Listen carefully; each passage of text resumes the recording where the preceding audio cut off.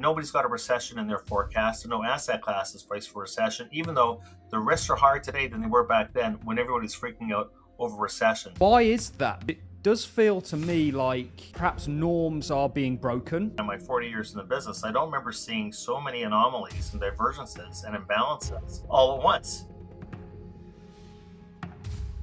We actually have a negative crack opening up in real after-tax household incomes. And yet, consumer spending is up roughly 2% between the moderate negative trend in income after tax and the positive trend in real consumer spending. I mean, what's going on here? Coin, I don't know how to forecast the demand. It's just far too speculative. It's still too new to me. It's still too new. The first Bitcoin was minted like 20 years ago. The first archaeological evidence of mined gold production was like 3,000 years ago. You do not need to have a big recession to generate a big bear market. Just remember that the recession back in 2001 was the mildest recession in modern history, and the market still went down between 40 and 60%, and the P multiple right now properly measured is 40. It's in the top 1% readings of all time.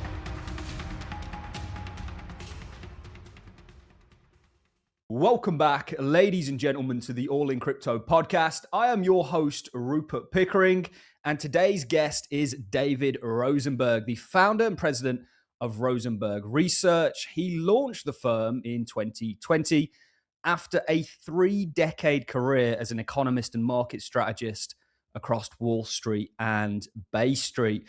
David has previously served as the chief economist and strategist at the Gluskin Chef, and before that, the chief North American economist at Merrill Lynch in New York. David, how are you? Well, I'm up here in Toronto, and all I can say is that I'm freezing cold. Yeah. So if you hear something in the background, it's probably the furnace kicking blaring in loudly. David, I've been following you for a while now, and I really think that you have a really good understanding on the kind of macro context of things. Really, I think where I would like to start is with your views on the kind of economy that we're in today as far as the US is concerned. We can perhaps touch on this idea of a K-shaped economy. What's your views on the economy today? Well, I think that the economy today, I would say, is lackluster, and I'll explain why. Because, of course, if you listen to most Wall Street economists and even the White House, they'll be talking about real GDP growth running between 2 and 3% at an annual rate, to which people say, well, if the labor market's deteriorating that much, we must be in the midst of one heck of a productivity boom, because we know that the employment situation is really deteriorating fast. But I think that the GDP data are giving a bit of a false signal.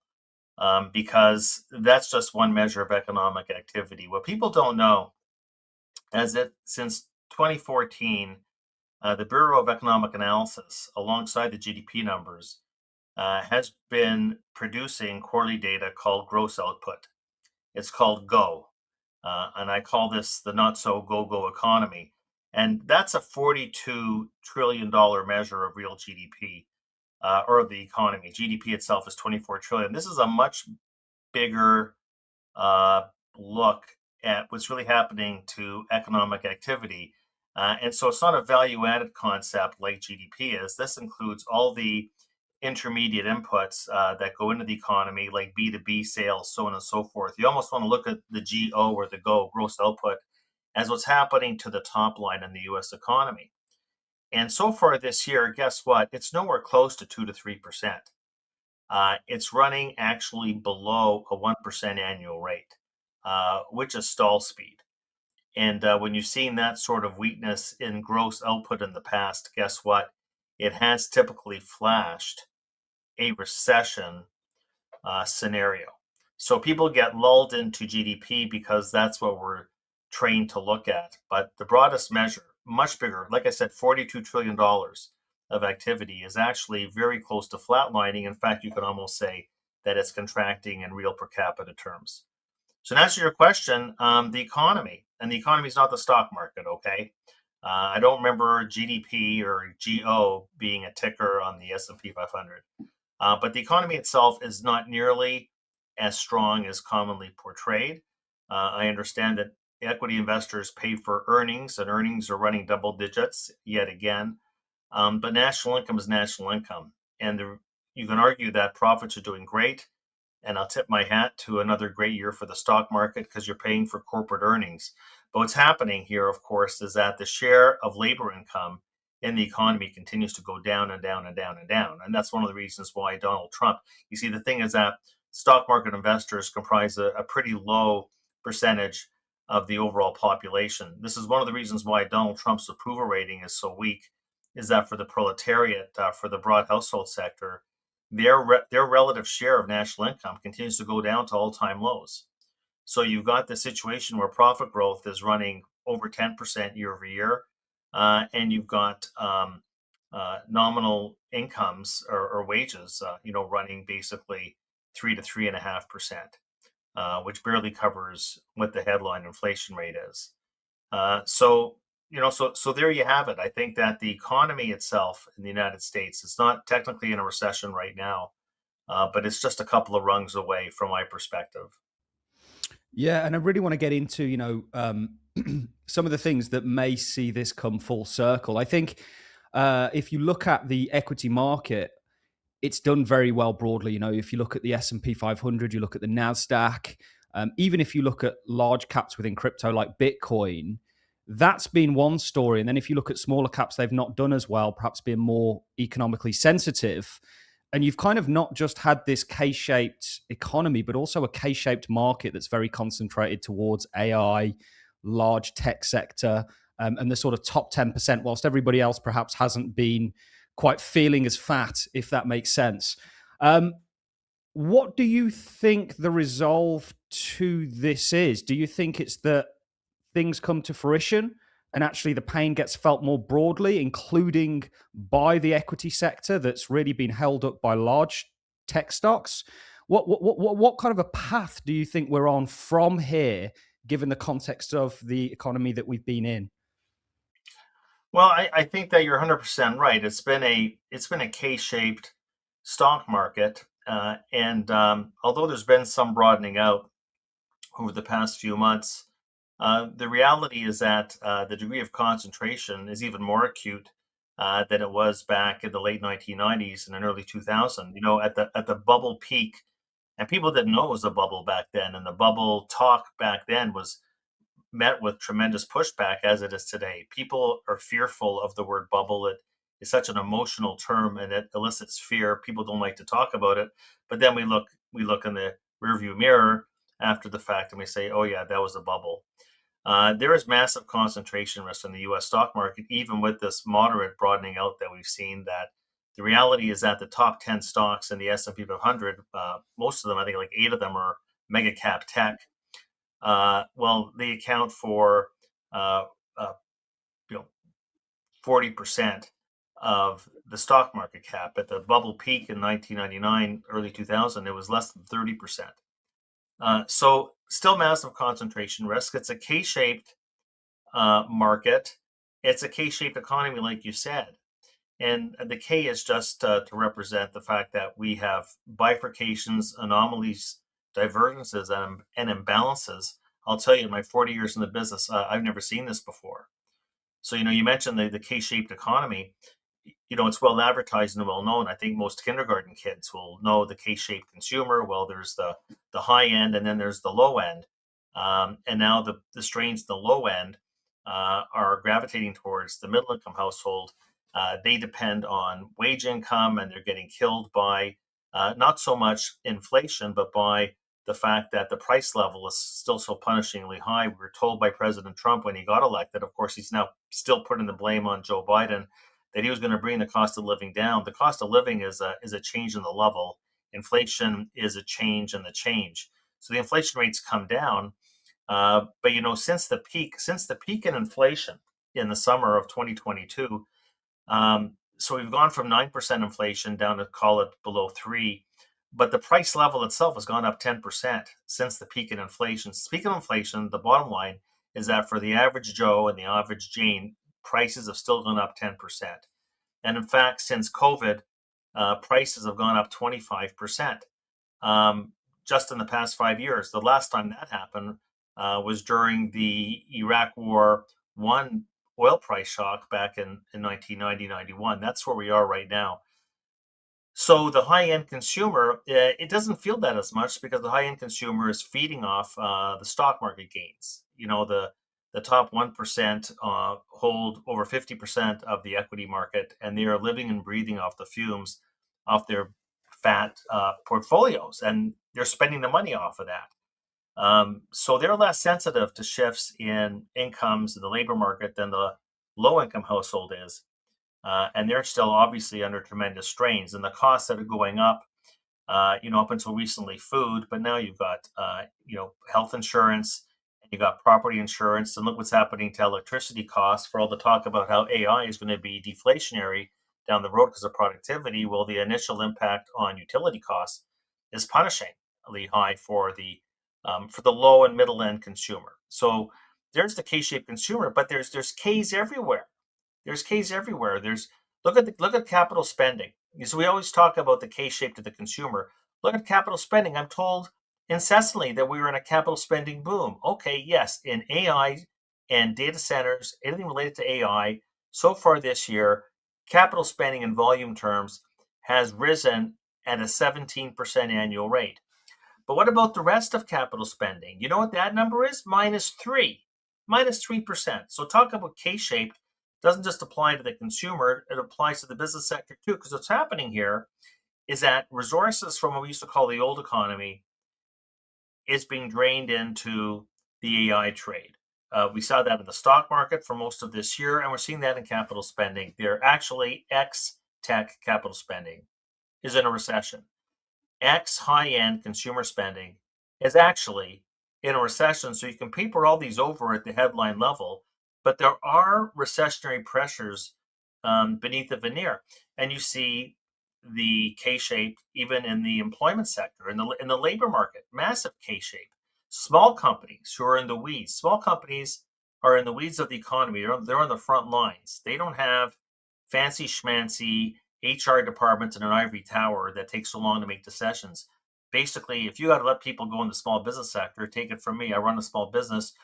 When you see your order books change, you react, and you react with the size of your workforce. And so, interestingly enough, employment the past 4 months has been negative each and every month for the past 4 months from the ADP data in the small business sector. Large businesses are still hiring. And you got the other K in the labor market. And really, what is more important than the labor market, like in our lives? What's more, it spends off 80% of national income, called labor income. And, here you have a situation where you've got health and education. Now, that's not an AI play. Health and education is it's going up every month. And health and education jobs don't go away even in a recession. Okay, those are the necessities of life. But in the other 83% of the workforce, employment in the United States is down almost 300,000. The cyclically sensitive sectors, the parts of the labor market that are sensitive to the economy, are actually running negative year to date. And I got so many people, recession, where's the recession? Well, I'll tell you where the recession is. Look at the parts of the labor market that are closely associated with the business cycle. Jobs here have contracted. So your bull market in employment is in education and in healthcare. And I'm not going to, we can't, that's still part of the economy. But you see, that is not representative of how the shifts in the business cycle go. So we have that K in the labor market. And then the other K is the fact that this is a no fire, no hire market. This is a no hire, no fire market. The firing rate is very low. Companies are still loath to lay off people because of the miserable memory of what happened after COVID, and you couldn't find these people again. We know that story. But the rate of hirings in the US economy is at its lowest level in 15 years. It's been like a hot knife through butter.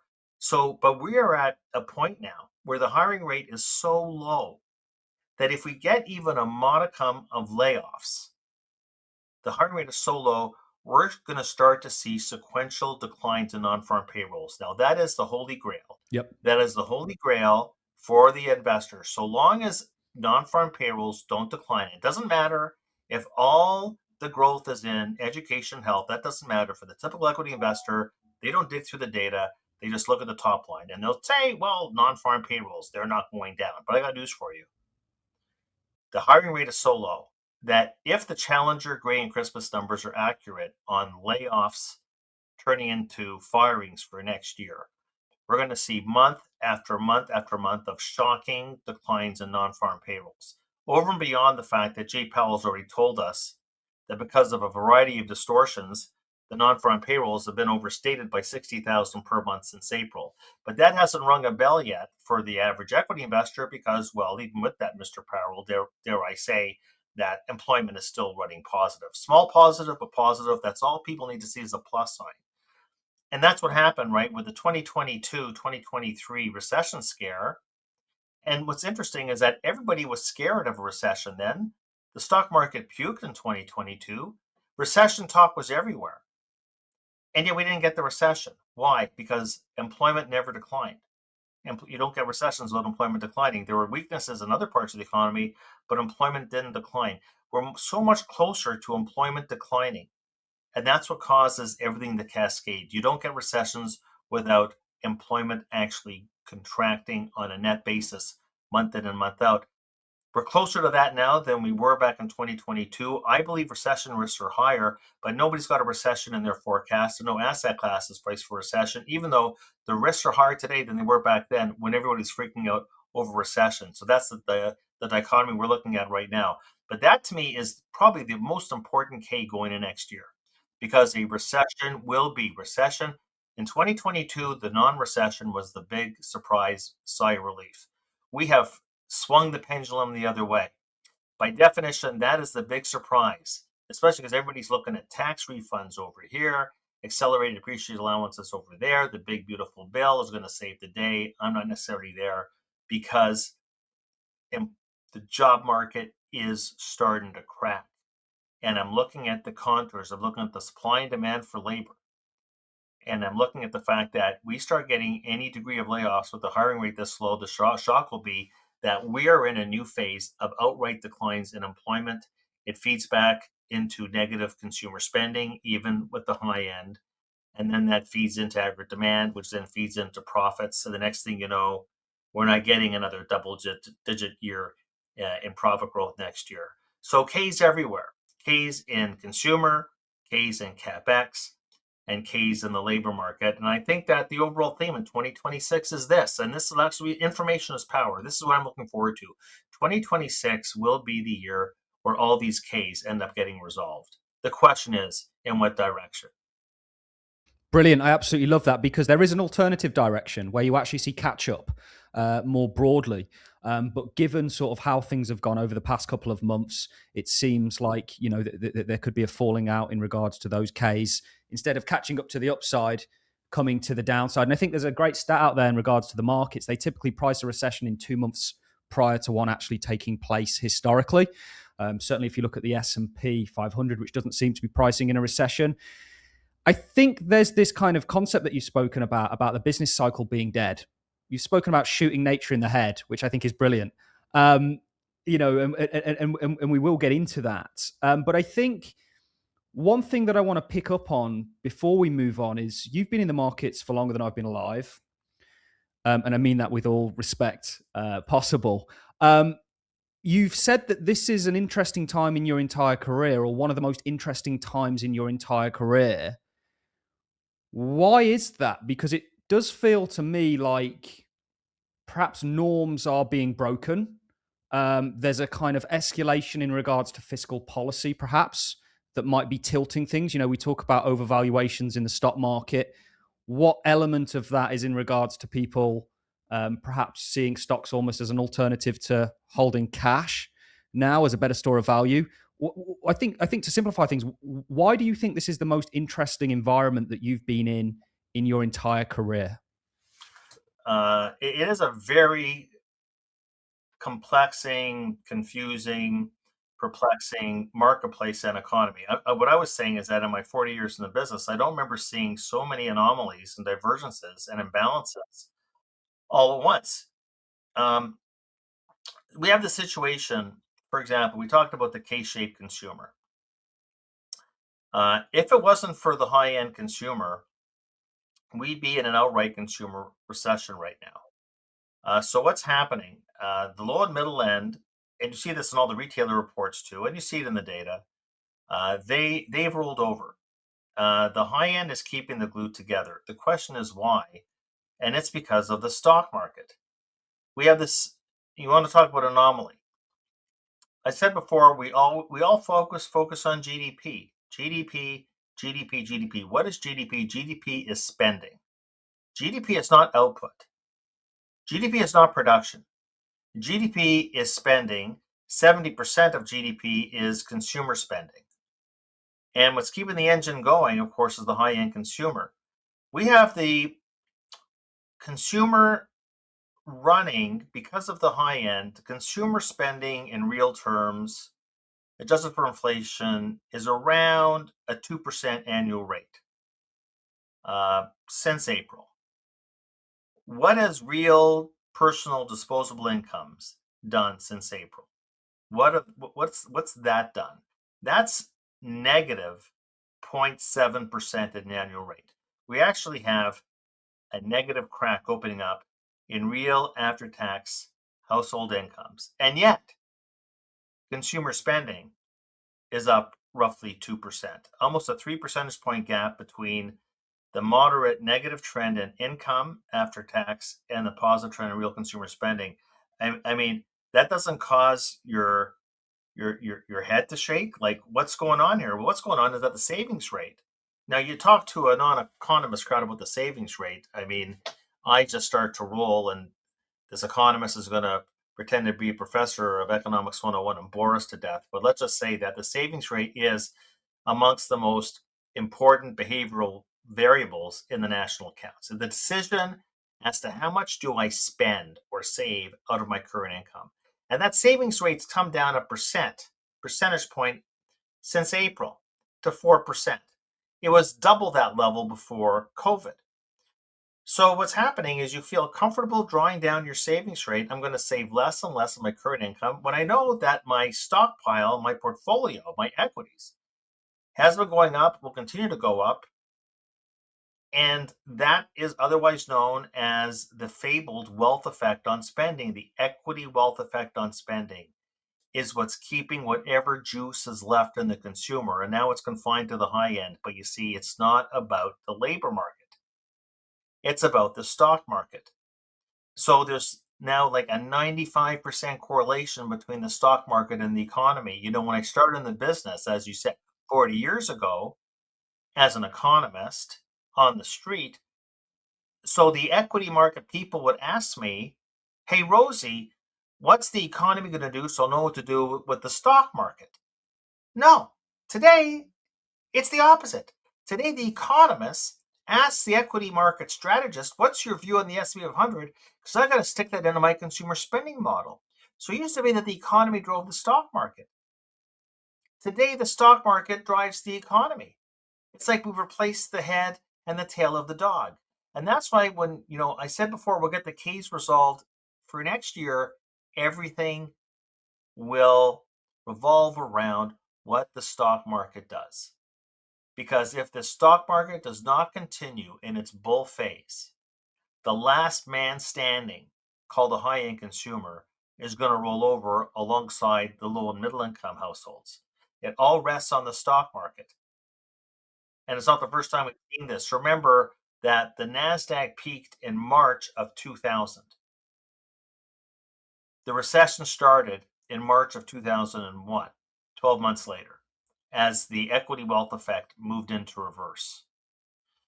So, that's how I'm seeing things unfold. I mean, how many times in our lives have we seen a divergence like this? Negative real incomes, positive consumer spending, and people thinking, yeah, it's all that's okay. totally. Yeah. Well, I'll slap a 23 forward multiple on the S&P 500 with that. Sure. So it's no, I would say that I've seen imbalances before, but I've never seen so many Yeah. at the very same time. Yeah. And it feels, And that's what I got to say. That's what unnerves me. And something else that I should just mention about the market. We talked about concentration risk. Look, we have a more concentrated market. I'm not saying it's as overvalued as it was, but don't forget that the CAPE multiple is 40. The CAPE is at 40. This is going on to a 3 standard deviation event. And that's the multiple I look at, the Shiller Smooth PE. It's higher than it was in 1929. It's not quite as high as it was in 1909, 2000, but it's the second highest it's been on record. And this is actually technically the 6th bubble in the stock market we've had in the past century. Now, I call it a bubble because Jeremy Grantham taught me that anything that's more than a 2 sigma event is technically a price bubble. And that's what we're in right now. They last longer than you think, but they don't generally correct by going sideways. So we have an excessively over-enthusiastic market. I don't have a problem with AI any more than I had a problem with the internet. The technology is real. The technology is durable. We don't really know exactly what the size of the market's going to be, but this is a hugely important inflection point in the innovation curve in humanity. I don't argue about that. I don't argue about, I'm sure we'll talk about Bitcoin. I'm not going to argue about blockchain technology. The bubble is not in the concept or the innovation. The bubble is in behavior. It's in what John Maynard Keynes termed animal spirits. The bull market is really in not the technology in real time, but in the investor behavior to price in a future that is totally unrealistic. And this is where what's happening today is very similar to what happened back in the late 1990s. Trying to time it is, in terms of the bubble bursting, well, that's next to impossible. Just to know that this is the environment that we're in right now. And I would never recommend anybody chase nickels in front of the steamroller. Okay, this is the phase. We're in the 13th inning of this bull market. We're past the 9th inning already because we've been the past 4 innings. We've been in this price bubble that's been with us since the summer of 2024. And you can make money. You can make money in a bubble, absolutely. But you have to know that we're in a different, very late stage cycle. So we've got the excessive valuation. I said before that you've got the top 10 stocks, 40% of the market cap. That is not a well balanced market. Okay. But on top of that, 72% of the US household financial asset mix, 72% in equities. That's unprecedented. For the median boomer, it's over 60%. The median boomer is 70 years old. The first boomers are turning 80, and they have over 60% of their financial assets in risk when they should be closer to 30% because, unlike 30-year-olds like yourself, time is not on their side. Time is not on their side. So everybody, see, that's the thing. When I say that I said the most interesting, it's actually the most problematic. Because what happened this cycle is that the word diversification, it became a dirty 15-letter word. Who is diversified? Who's taken profits? Who has rebalanced their portfolio? Virtually nobody. And so we're left now because of that 72%. Do people say to me, "You like bonds?" Yeah, I like what's not in favor. 8% of the household portfolio in the United States, 8% is in bonds. But then again, what are you going to do? Are you going to go to a Christmas cocktail party? Are you going to go to your neighbor's wine and cheese and talk about your treasury portfolio? Like, no. don't you want to make friends? Yeah. You want people to ignore you? They'll walk You're away from you for sure at that they're going point. to call you the skunk. They're going to call you the skunk at the picnic, like they did with me at Merrill Lynch. Back in the mid and late 2000s. So let's just say that we have all these imbalances and we have these undue concentration. And then on top of that, over half of the stock market today, over half of the market capitalization is in these passive equity funds. Yep. It very much just And feels. when John Bogle first unveiled these in the 70s, the Vanguard, ETF, he famously said this will never be more than 20% of the market. It's now over 50%. And so people don't even know what it is they own. It used to be that you'd have your broker or your financial advisor. They don't like to be called brokers today. And they would say, we're going to sell Ford by GM. We're going to sell Cisco by Microsoft. We're going to pull 10% out, move to cash. Nobody's doing that for you these days. But everybody, of course, thinks they're brilliant after the past couple of years. and that they could do it themselves. And it's worked, these low cost ETFs. But the thing is that we have this incredible excessive valuation in most parts of the market. And it's not just technology, by the way. Only 3 sectors are trading below a 1 SD event. So everything's pretty well expensive, including financials, including industrials, including consumer discretionary. It's not just technology. It is a broad price bubble within the S&P 500. People always say, well, we'll broaden out beyond tech. It's not just tech that is trading at excessive multiples based on their history. So we have the excessive valuation and then the excessive ownership, the degree of concentration. But bothers me the most is today's retail investor. If you ask them what they own in their portfolio, they don't even know. But because they own index funds, they have this massive degree of concentration. So they have concentration of equities on their balance sheet, and within the equity market, they're concentrated in 10 stocks. So yeah, when I talk about that, this is interesting. It's like the Chinese always say, "May we live in interesting times," except it's not a blessing. That proverb is a curse. So when I say interesting, I'm not saying, "Oh boy, this is really interesting." This is actually pretty disturbing. And you talk about this with an audience today, they just, you see, the benefit of me being in the business longer than you've been alive is I've seen this movie before, because that's why they move in cycles. And we said before, you said that what was the comment about the business cycle being repealed and the Yeah. market cycle being repealed? No, Shooting that's nature in the not head. for me. Yeah. That's what my clients are telling me. The market cycle, we will never see a recession or bear market again.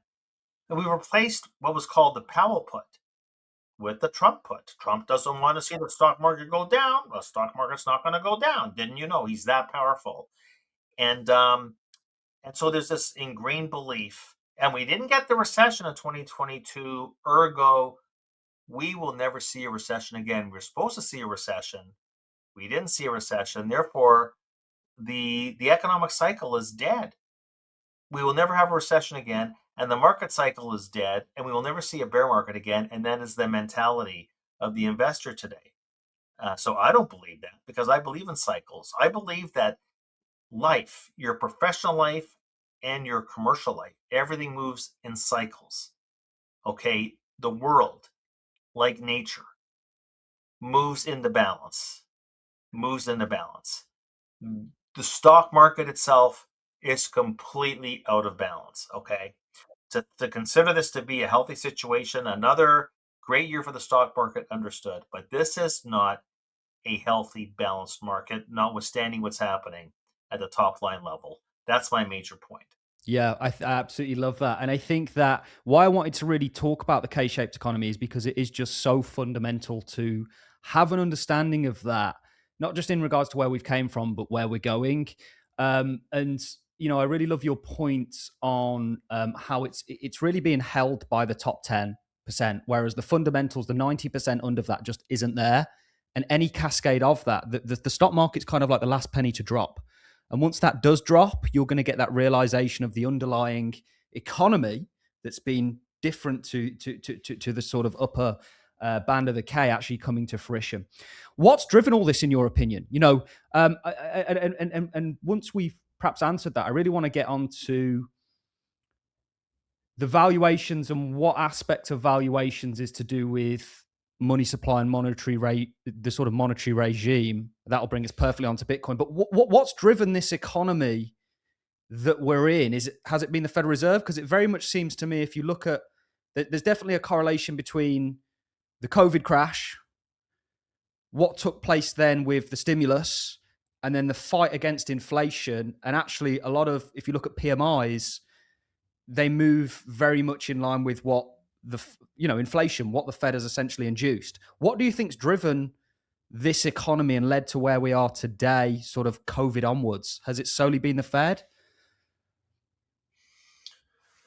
Well, look, I mean, talking about COVID onwards, we're talking about going on a 6 year Yeah. period of time. I mean, there was the COVID had a temporary detonating shock to the economy, but then whoever thought that we're going to get Pfizer Monday, in Yep. November 2020? The vaccine was supposed to take 5 years. So we got the vaccine early, the economy reopened early, and then we had these trillions of dollars of stimulus checks. That was a gift that kept on giving. And so that's what really gave us that inflation that we had in 2022 and in 2023. And then the supply chains were relieved, and the Fed, after blowing transitory, got ahead of the curve. The reason we didn't have a recession with the inverted yield curve and all the tightening was because we had the lagged impact of all those stimulus checks that all went to work in the economy. So, that helps explain that.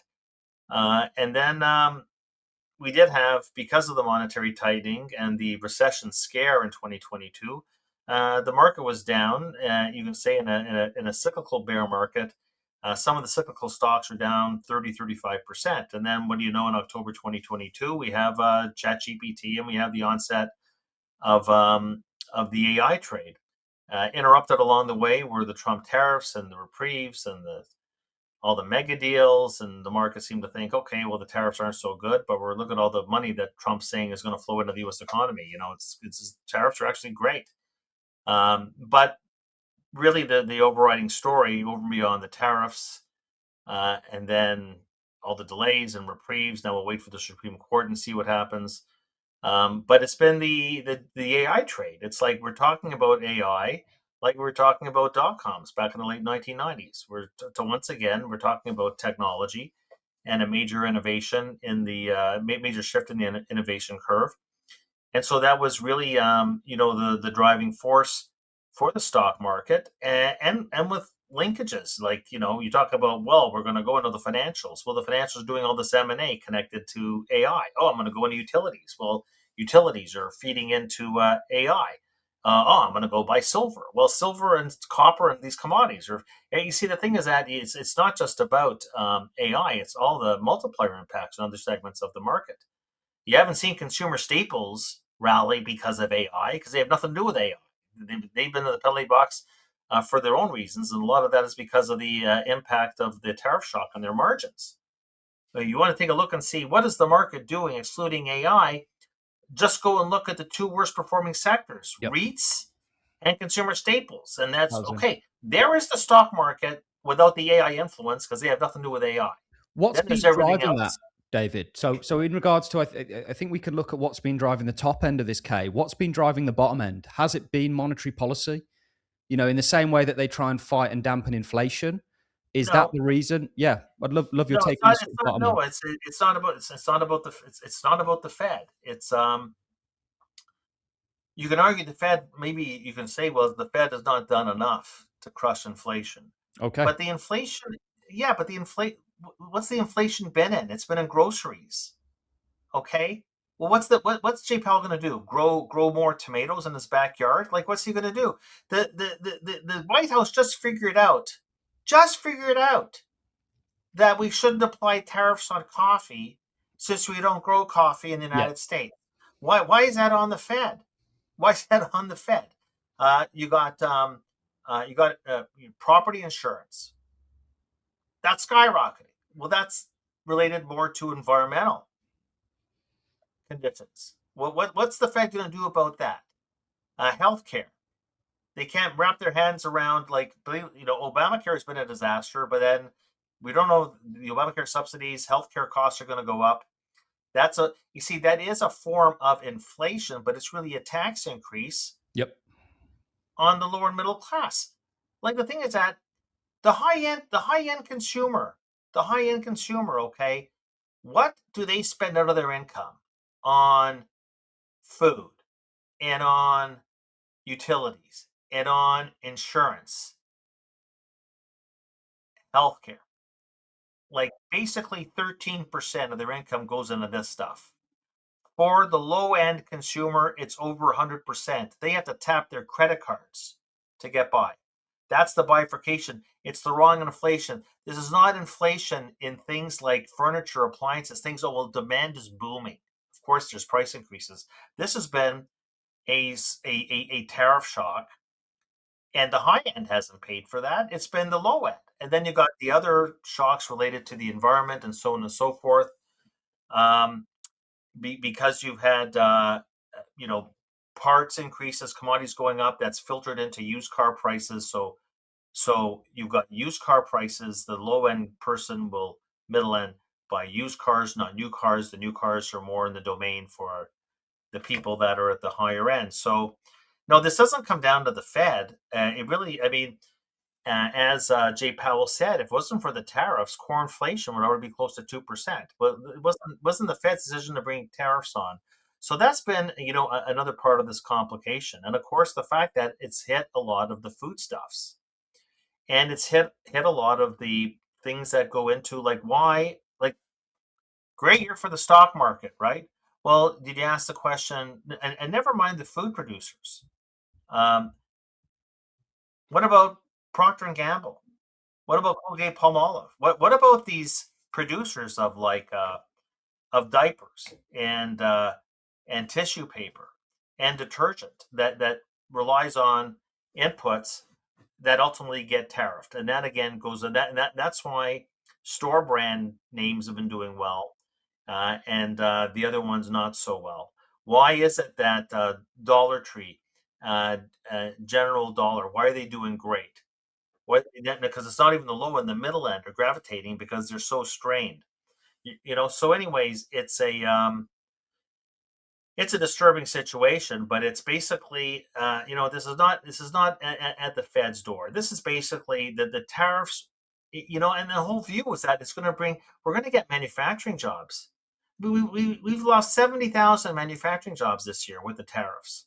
It's all just one giant fugazi. It's because Donald Trump has been in a crusade against tariffs since the late 1980s.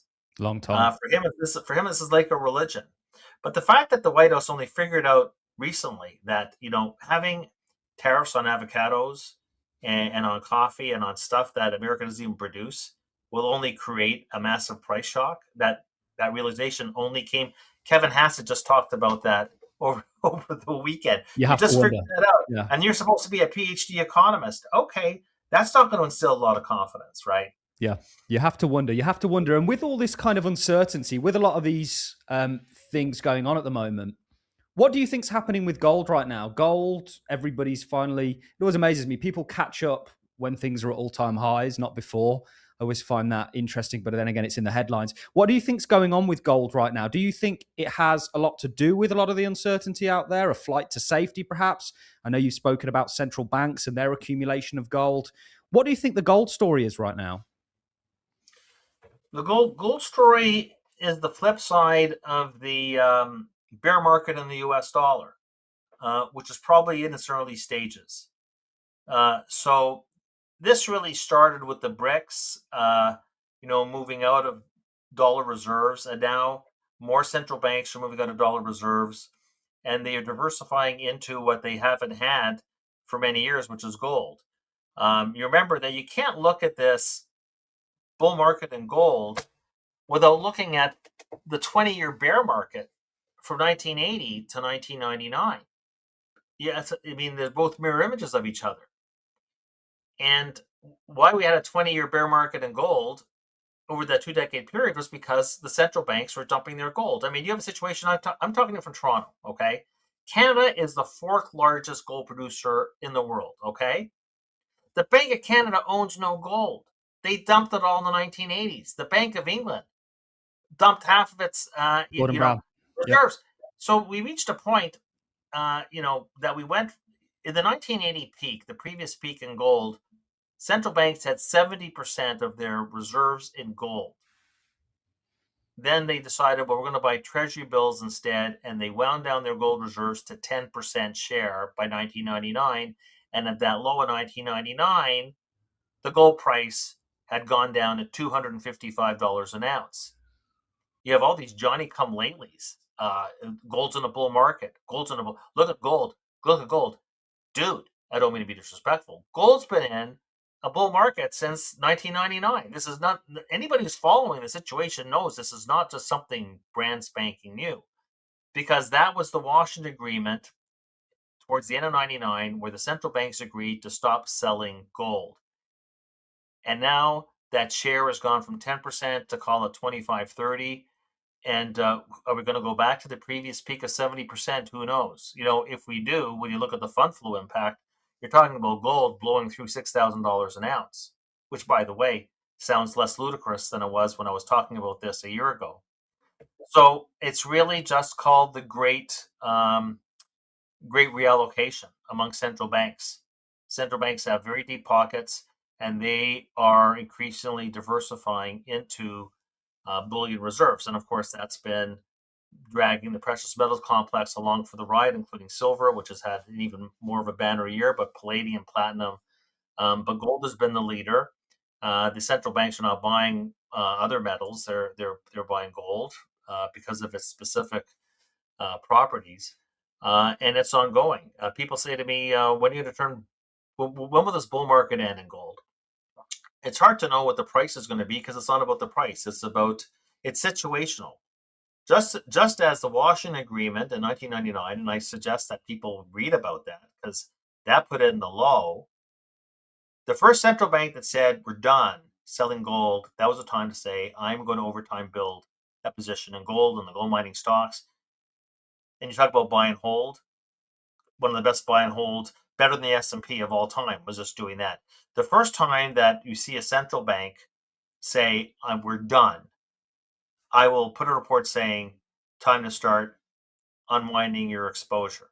Either that or the day that I change my name from Rosenberg to Goldberg. That would Yeah. be basically that'll be a massive contrarian peak. So keep those two things in mind. Keep that in mind. And of course, there are links to where you can find David and what he does in the description. David, I want to get onto the cryptocurrency space. Um, let's just start with your views on, I feel like crypto can be quite esoteric in the same way that AI can be. It can mean a lot and it covers a very broad sector. Let's maybe just start with your views on Bitcoin. What's your overarching view on Bitcoin as an asset?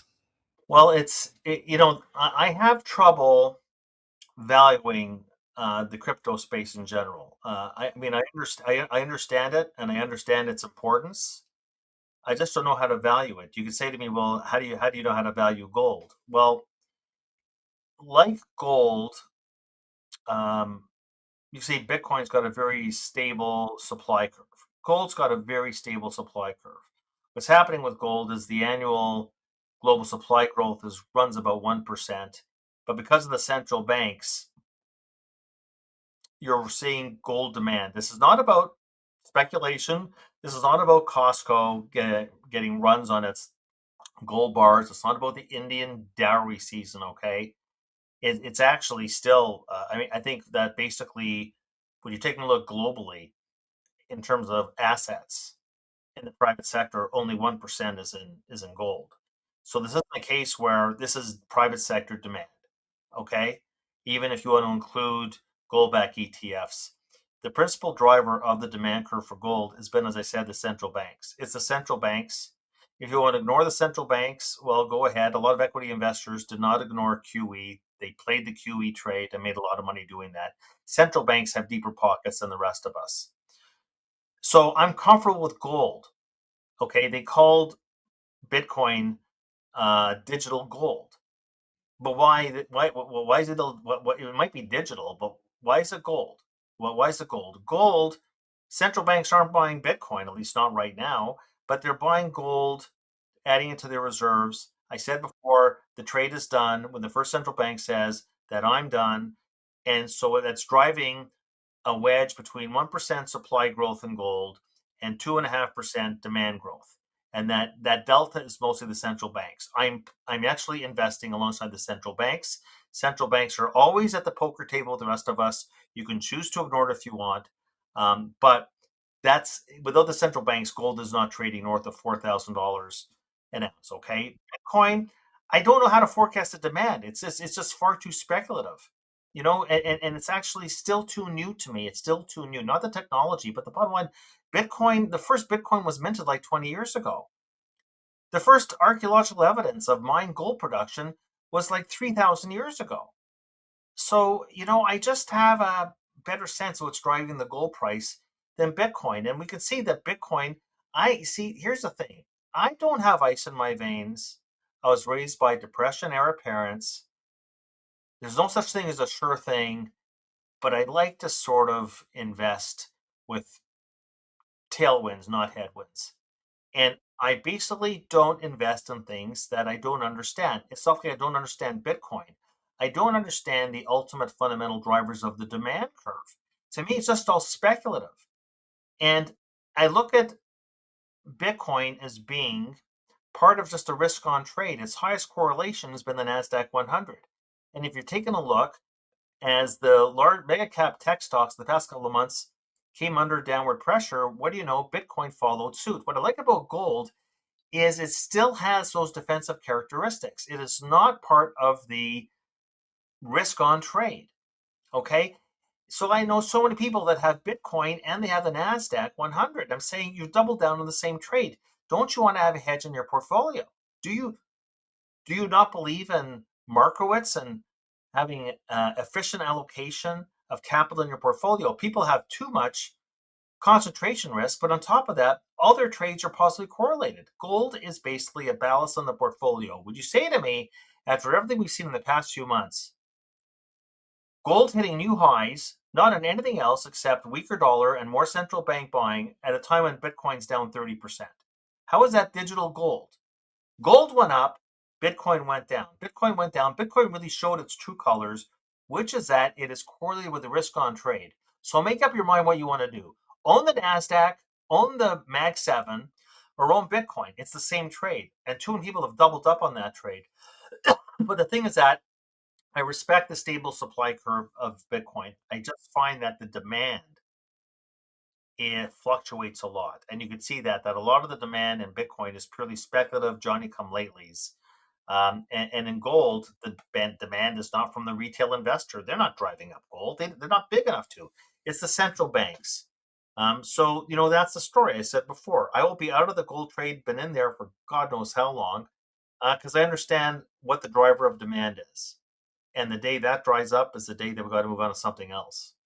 Yeah, do you know what? I love that take and mostly agree with it in terms of actually Bitcoin's.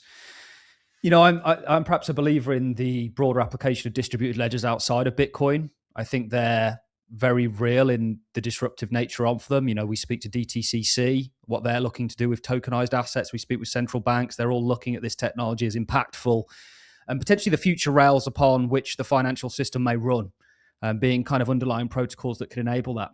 But with Bitcoin, I do think you could have an emperor that ends up with no clothes. If Bitcoin's price stopped going up, well, then the investment proposition for me would always be a little bit tricky. If I can say that, and I'm perhaps an anomaly as somebody that's very into the space, being here since 2012, in my recognition that perhaps there's a broader disruption here. That being said, if you look at ETF flows within the United States for 2025 thus far, it's unlikely they're going to change too much. IBIT was sixth in terms of ETF inflows, and it was the only negative year-to-date return out of the top 25. Gold was actually eighth. So it's interesting because there's clearly a belief or a kind of transformation that's taking place with Bitcoin as it becomes more of a kind of macro asset. It is a beta to the NASDAQ. Despite BlackRock maybe putting out a piece on it being risk off, not a risk on asset. We haven't seen that yet, but they cite things like its ability to recover. I guess the kind of digital gold things comes from gold being in kind of anti-fiat, a system that used to be used for money outside of the fiat systems. Bitcoin would look at that as the same thing. Whether they practically could today is another interesting one. But I really like your take on that. And what do you think about this technology more broadly? You talk about crypto, it's very encompassing. Have you thought about things outside of Bitcoin? Or again, is it still a case of it's far too early and often there's not enough incentive to be first, certainly across the institutional world? Look, I think that the thing about Bitcoin is that, and its applications in crypto in general, is that it continues to evolve. And in terms of, you know, enabling more efficient transactions, like I do believe that Bitcoin will at some point become a bona fide, you could say, store of value, a medium of exchange. And we may end up getting paid in Bitcoin. I'm saying it's 20 years old, right? And people seem to think Here's the thing: people think they have Bitcoin figured out. They don't have or crypto figured out. I totally agree with you in terms of the technology and the applications and the impact it's going to have on the economy and on society. And it is absolutely has gained acceptance and become commonplace. Um, but it's still early days, and I would say that what I want to look forward to is a time where it shows that it is a more stable unit of price, which is not displayed that. You can't compare something digital gold. The comparison is always with gold. It's been around 20 years. Gold's been around since the Old Testament. I mean, so let's just catch our breath. I'm not going to sit here and try and talk about where's the appropriate price. Where is the appropriate price? Where should Bitcoin? What is the fair value price for Bitcoin? The answer to that question is I don't know. And if I don't know, I'll find something else to invest in than an I don't know. I don't invest in I don't know. Okay, I'm pretty sure that people that invested in Bitcoin at 120,000 are not feeling too good right now because the promoters are saying it's going to go to 200,000. Well, not so fast. I know. You see, the gold. I'm not a gold bug. I just know that there's a captive demand for gold. I know where it's coming from, and the day that it ends, I'm not going to be stubborn. I'll take the profits and I'll move on. So it's just easier to assess what the fundamental demand driver for gold is really simple. Um, it's a matter of making an assumption as to where will the share. We've gone to 10% of share of global reserves, central banks, and gold hit the low of 10. It was as high as 70. Now it's like 25 to 30. Will it go to 40, 50? Well, we'll see. But I don't think that the share is stopping where it is right now. And so that's I'm focused on trying to make money for my clients without having to do a whole lot of guesswork. You know what? You asked me the question about where Bitcoin's going. The answer is that there's a lot of guesswork behind that, and it has nothing to do with its viability and its continuous applications and its evolution. It's nothing to do with that. It's no different than AI. No different than AI. How big is the total addressable market going to be of AI? Does anybody really know? The markets we see the market's gone ahead and priced in 15% average annual earnings growth for the next 5 years, which is double the historical norm. Uh, you know, there's a lot of assumptions behind the AI trade, but I'll tell you something. I would, like you said, I've been around 40 years. People had a better handle on the internet in the late 1990s because the internet really wasn't that new. The internet was in the US government and the military. The Pentagon was using the internet. We had sort of an understanding. People had an understanding. It had nothing to do with the fact we're going to rule around multiple times the number of the length of fiber optics that we needed.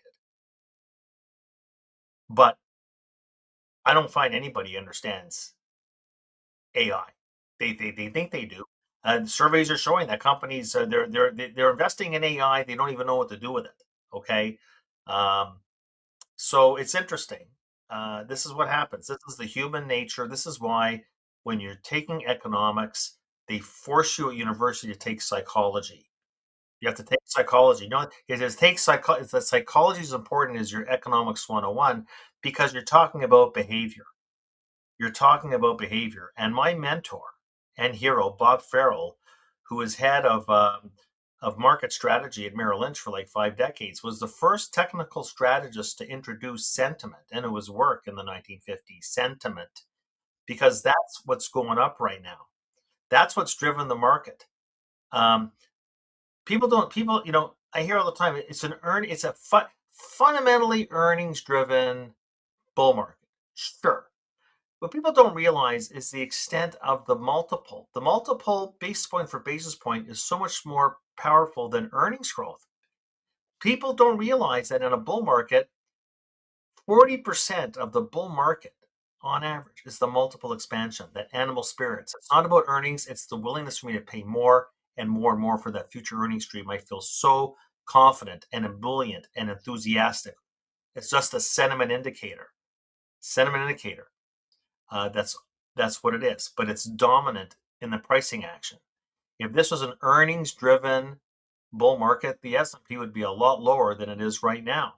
But I'll tell you that in a bear market, which of course nobody believes we'll ever see again, in a bear market, 80% of the decline is not earnings.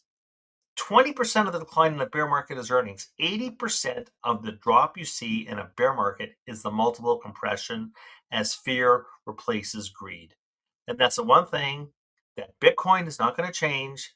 It's one thing that generative AI and large language models are not going to change is the power of sentiment and psychology in the marketplace.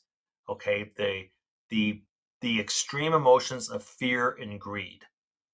We have palpable fear. In March of '09, I was there on the front lines at Merrill Lynch. People thought the economy and the markets would never, ever recover, but they did. You go back to August of 1982 when the P multiple was 8. Do you know that the old timers at Merrill told me when I was there that if you were a broker, financial advisor back at Merrill in 1982 and you cold called accounts, they'd call the cops on you. So that's the fear at the lows. And then you get the greed and the complacency. That's the thing. I come back to your initial question about the complacency is what's quotes interesting and not interesting in a very beneficial way. The complacency is ubiquitous. So that's what we have in our hands right now. But you should just know that, the multiple, the P multiple is a mean reverting series, and ratios mean revert. The P is a ratio. People say to me all the time, how did you get that housing crisis right in the mid to late 2000s? It wasn't because I was a rocket scientist. I adhered to Bob Farrell's market rule number 1 about the concept of mean reversion. And the mean is just a horizontal line through time, because mean reversion means you go through that horizontal line in both directions. You correct one excess with another excess. And I only got that call right because when I took a look at home price to rent ratios and I looked at housing asset to total asset ratios, and I took a look at everything related to real estate, I looked at the ratios. And when you broke the 2 standard deviation event, it was a bubble. And one thing we know about bubbles are not sustainable. And that's where we're in right now. But the complacency is surreal. But just know that you do not need to have a big recession to generate a big bear market. Just remember that the recession back in 2001 was the mildest recession in modern history. And the market still went down between 40 and 60% because the starting point on the multiple mean reverted. And so it's like they say, the higher they go, the harder they fall. And the P multiple right now, properly measured, is 40, 40, 40. It's in the top 1% readings of all time. And so I'm sort of looking at this, and well, so let's just say one last thing, which is that everybody on the call should ask themselves 2 questions, okay, which we didn't talk about. The first one is, why is it that Jamie Dimon announced that JP Morgan is going to use the proceeds from this QE, not QE, from the Fed buying treasury bills? They're going to use those proceeds, $350 billion, to buy treasuries. Jamie Dimon is going to buy treasuries, $350 billion. Why? What's he saying? And why is it that Warren Buffett's got over a 30% cash ratio for the first time ever? He's only been through about 100 crises. He's so old. And I know people that know him, and he might be old, but everybody tells me that he's not missed a step. Why is Jamie Dimon buying $350 billion worth of treasuries? And why is Warren Buffett sitting on a cash hoard of $380 billion, or 30% of his AUM? What are these people seeing that everybody else is not seeing? That, you see, is something else that's going to get resolved in the next 12 months, in my opinion. Wow, David, that is an absolutely perfect place to leave it. I could sit here and talk to you all day. I truly have enjoyed every minute of this interview. David, we're going to leave links to where people can find you in the description, but if you want to send people your way, where can they find you? Well, you can just Google Rosenberg Research and come on the website, or go to information at rosenbergresearch.com, and you can be prompted. Take you 20 seconds just to fill out your email, and we can get you on a free trial for research. You can kick my tires. Or if you want to email me directly, because I don't tend to sleep that much, you can always email me directly at drosenberg@rosenbergresearch.com. Fantastic. David, it's been an absolute pleasure to meet you and to interview you. Thank you very much. We look forward to having you back on. All the best. Take care.